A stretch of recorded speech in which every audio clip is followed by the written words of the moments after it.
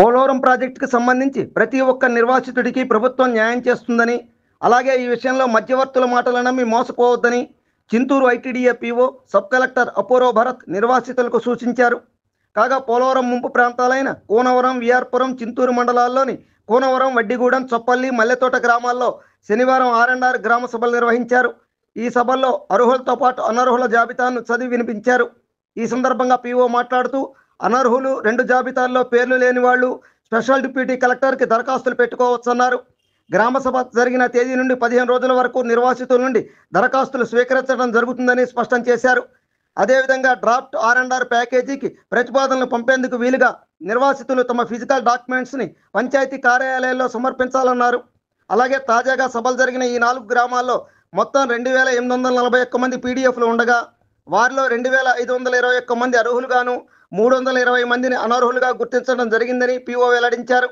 అలాగే అనర్హుల నుంచి వచ్చిన దరఖాస్తులను పరిశీలించి అర్హులైన వారికి న్యాయం చేయడం జరుగుతుందన్నారు.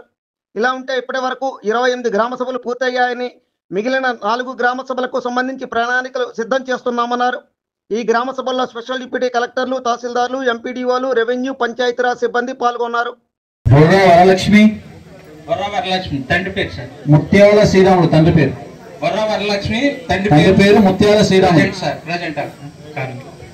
ముత్యాల Vijayalakshmi Mutyala present. Mutyala Venkata Sai Udayashankar present sir. Gutala Poshibabu present sir.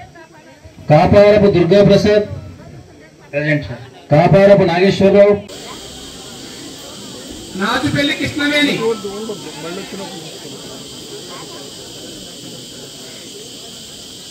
Gopathi Saraswathi,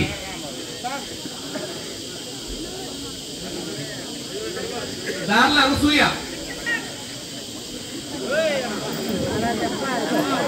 దార్ల నాంచారమ్మ,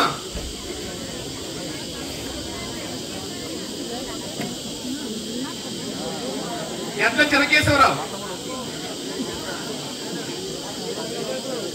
ముయ్యేటి దుర్గారావు.